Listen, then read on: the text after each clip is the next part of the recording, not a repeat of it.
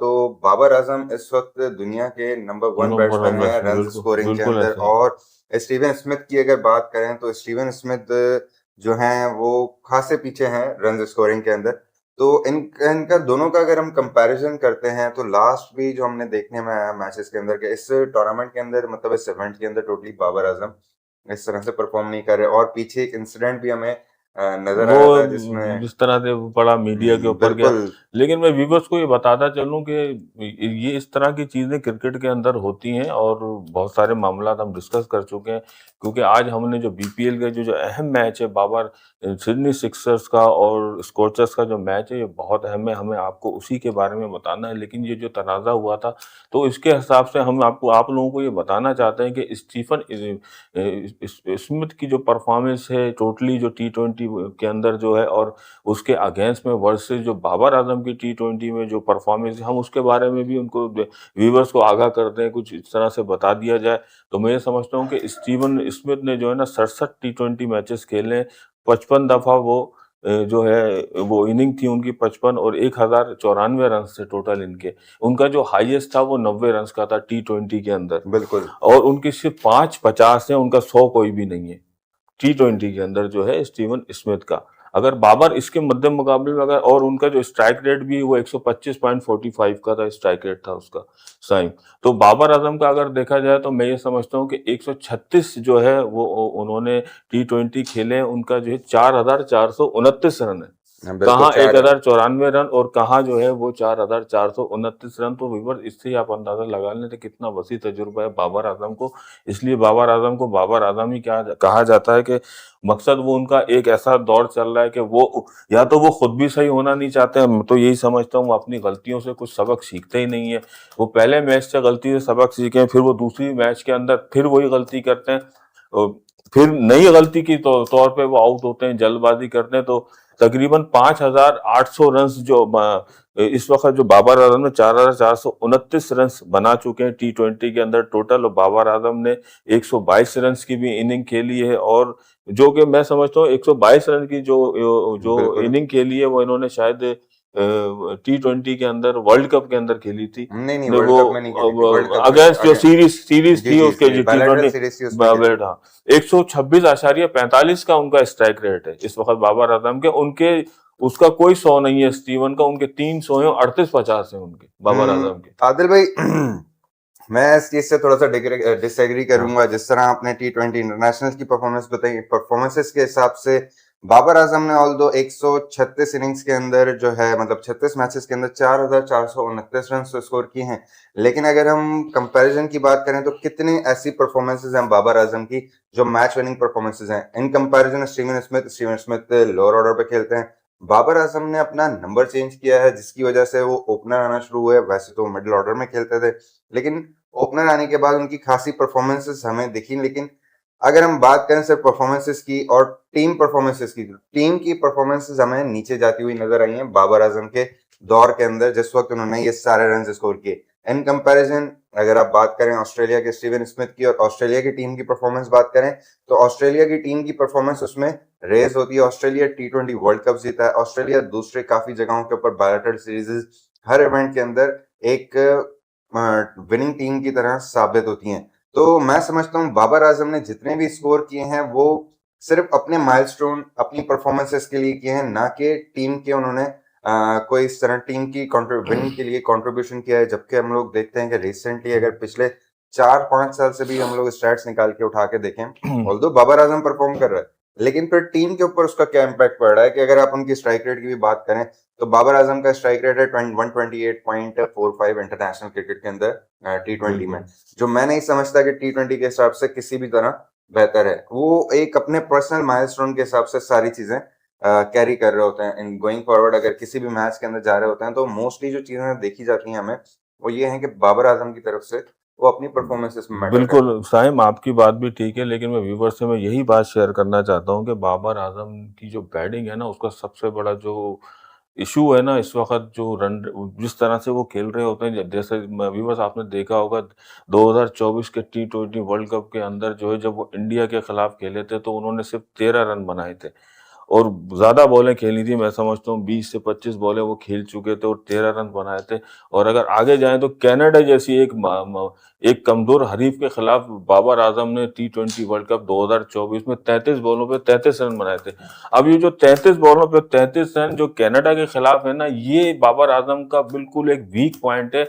इसको 33 बॉलों पे 33 रन नहीं होना चाहिए था। इसको मैं समझता हूं कि 15 बॉलों पे 33 रन होना चाहिए था या 10 बॉलों पे 33 रन होना चाहिए था। स्टीवन स्मिथ को आपने इसके बरक्स देखा होगा कि जो पिछले मैच में जब उन्होंने रन नहीं लिया था, तो वो वेरी सेकंड ओवर के अंदर उन्होंने 32 रन ले लिए थे। 6 बॉलों पे उन्होंने 32 रन लिए थे। तो ये फर्क है थोड़ा सा स्टीवन स्मिथ। मैं तो थोड़ा सा ज्यादा बोलूंगा, लेकिन फिर भी बाबर आजम का उनसे जो है कंपैरिजन जो इस बात पे तो हो सकता है कि वो बहुत स्लो खेलते हैं। मकसद जिस तरीके से वो 30 बॉलों पे जिस तरीके से वो खेल रहे होते हैं, तो 47 रन उन्होंने किए थे 26 बॉलों पे। जब स्टीवन स्मिथ के साथ उनकी बारी लगी थी 39 बॉलों पे किए थे उन्होंने। बिल्कुल तो ऐसे ही। ये जो फैक्टर है ना बाबर आजम का, इसको बाबर आजम को खत्म करना पड़ेगा। वरना इसी वजह से जो है वो टारगेट होते हैं, वो मीडिया में भी उन पे बात होती है कि वो स्लो खेलते हैं। जिस तरह से T20 वर्ल्ड कप 2024 में उन्होंने जो इनिंग्स खेली थी, जिस तरह से वो यूएसए के खिलाफ खेले, वो कनाडा के खिलाफ खेले, खास तौर पे वो जो इनिंग उन्होंने इंडिया के खिलाफ खेली, तो ये 4-5 इनिंग उनकी बहुत ज्यादा तनकीद का 2024 से पीछा ले लिया था उन्होंने, और आज तक उन्होंने पीछा नहीं छोड़ा इन बातों का। बिल्कुल आदिल भाई, अगर हम ओवरऑल लीग्स की भी बात करें, लीग्स का भी जी जी कंपैरिजन किया जनाब। जाए, तो टोटल मैचेस जो बाबर आजम और स्टीव स्मिथ ने खेले हैं, बाबर आजम ने गालबन खेले हैं सॉरी, बाबर आजम ने खेले हैं 320 matches T20 leagues, all over world leagues या डोमेस्टिक, इस तरीके से जितने भी इवेंट्स होते हैं उसके अंदर बाबर आजम ने खेले हैं 320 मैच, जबकि स्टीवन स्मिथ ने खेले हैं 266 मैच। रन स्कोरिंग की बात करें तो बाबर आजम ने स्कोर किए हैं 11,330 रन और स्टीवन स्मिथ ने रन स्कोर किए हैं वो किए हैं 5,943 रन, जी जी 5,943। अगर हम एवरेज की बात करें तो एवरेज जो है बाबर आजम का 36 है और स्टीव स्मिथ का भी एवरेज जो है वो खासा बेहतर है, बेहतर है। 31.92, ऑलमोस्ट अराउंड 32 का 32। उनका एवरेज है।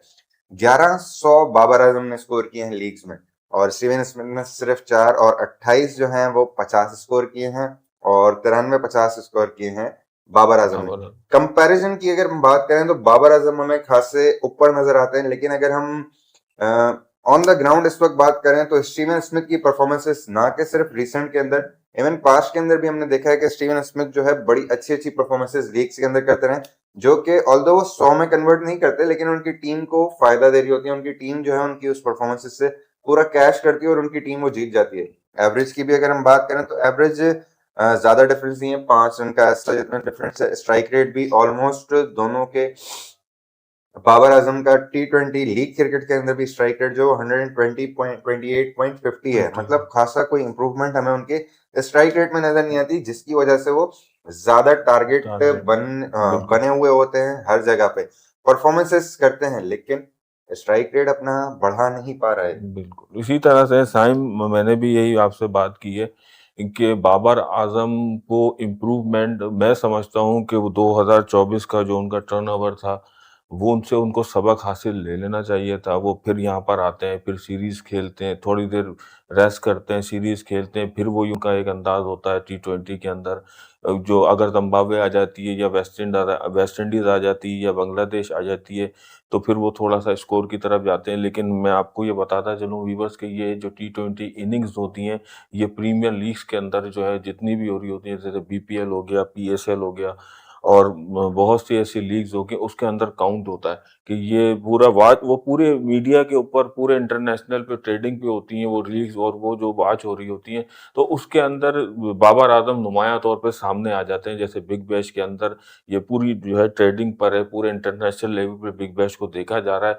तो जब बिग बैश को पूरी दुनिया देखती है, तो फिर वो बाबर आजम की बैटिंग को भी देखती है। उसके बाद जाकर वो फैसला उन्होंने ये करती है कि यार ये तो ये बहुत स्लो खेलता है, बहुत जो है इसका स्ट्राइक रेट इस तरह से, भले इसका स्ट्राइक रेट अच्छा हो जाए, लेकिन मैच के दौरान जिस तरीके से वो टीम को ज़रूरत होती है उस वक्त वो इम्पैक्ट नहीं दिखा पाते वो उन्होंने। और अपनी पाकिस्तान की जो टीम है 2024 के अंदर जो वर्ल्ड कप T20 हुआ था, उसके अंदर भी वो खातिर खा कोई परफॉर्मेंस नहीं दिखा सके, जिसकी वजह से, क्योंकि वो की बैट्समैन थे, बाबर आजम हमारी टीम के उस वक्त की बैट्समैन थे, उसमें रिजवान अहमद थे, फखर जमान थे, वो बहुत हमारे जो है ना एक मकसद की बैट्समैन थे। फखर जमान ने तो फिर भी उस T20 वर्ल्ड कप में बहुत अच्छी पारी खेली थी, रिजवान अहमद भी जो इसी तरह की कारकर्दगी रहे।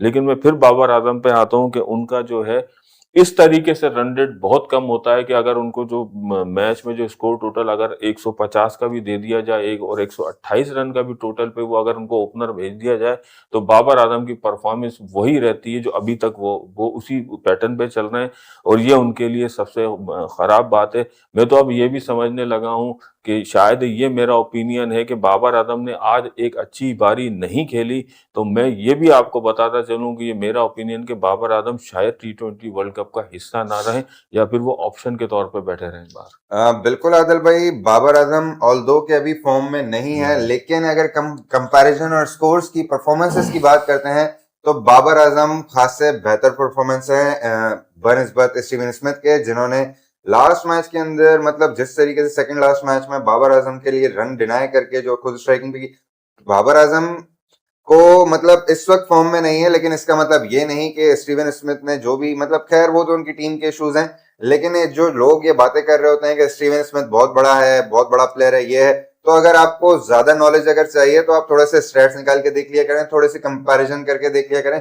किसी भी जगह पे बाबर आजम जो है स्टीवन स्मिथ से ऊपर नहीं है। अगर स्ट्राइक रेट की भी आप लोग बात करते हैं तो स्टीवन स्मिथ का स्ट्राइक रेट भी कोई खासा बड़ा नहीं है। स्टीवन स्मिथ ने भी 130.93 130.93 के स्ट्राइक रेट से अपने रन स्कोर किए हैं। तो आप लोग जो बातें कर रहे होते हैं कि बाबर आजम खत्म हो गया, Babar Azam although out of form है, लेकिन comparison in run scoring even number 1 batsman who score top most runs in T20 cricket जो है वो बाबर आजम है।